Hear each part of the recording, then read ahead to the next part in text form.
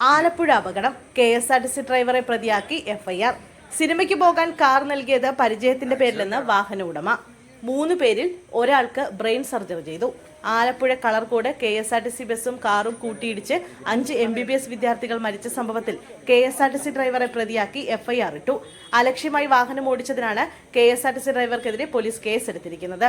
KSRTC ഡ്രൈവറുടെ അശ്രദ്ധയാണ് അപകട കാരണമെന്നാണ് ആദ്യം ലഭിച്ച വിവരം.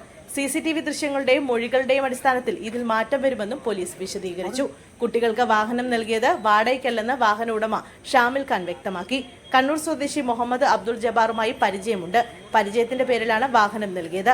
സിനിമയ്ക്ക് പോകാൻ വേണ്ടിയാണ് കുട്ടികൾ വാഹനം ചോദിച്ചത്. അവധിയായതിനാൽ 6 പേർക്ക് സിനിമയ്ക്ക് പോകാനാണെന്ന് പറഞ്ഞു. അപകടത്തിൽ മരിച്ച മുഹമ്മദ് അബ്ദുൾ ജബ്ബാറാണ് വാടകയ്ക്ക് വാഹനം ചോദിച്ചത്.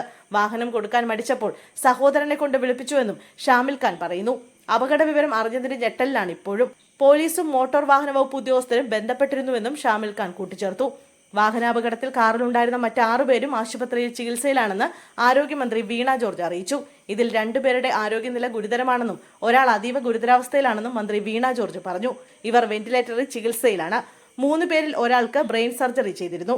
ഒരാൾക്ക് മൾട്ടിപ്പിൾ ഫ്രാക്ചർ ഉണ്ടെന്നും മന്ത്രി മാധ്യമങ്ങളോട് പറഞ്ഞു. ആശുപത്രിയിൽ ചികിത്സയിൽ തുടരുന്നവരുടെ ചികിത്സയ്ക്കായി മെഡിക്കൽ ബോർഡ് രൂപീകരിച്ചതായും എല്ലാ ചികിത്സയും ഒരുക്കിയിട്ടുണ്ടെന്നും മന്ത്രി വ്യക്തമാക്കി. ഇന്നലെ രാത്രിയായിരുന്നു നാടിനെ ആകെ നൊമ്പരപ്പെടുത്തിയ ദാരുണമായ വാഹനാപകടം ഉണ്ടായത്. പാലക്കാട് സ്വദേശി ശ്രീദേവ് വത്സൻ, മലപ്പുറം കോട്ടയ്ക്കൽ സ്വദേശി ദേവനന്ദൻ, കണ്ണൂർ സ്വദേശി മുഹമ്മദ് അബ്ദുൾ ജബ്ബാർ, ലക്ഷദ്വീപ് സ്വദേശി മുഹമ്മദ് ഇബ്രാഹിം, കോട്ടയം സ്വദേശി ആയുഷ് ഷാജി എന്നിവരാണ് അപകടത്തിൽ മരിച്ചത്.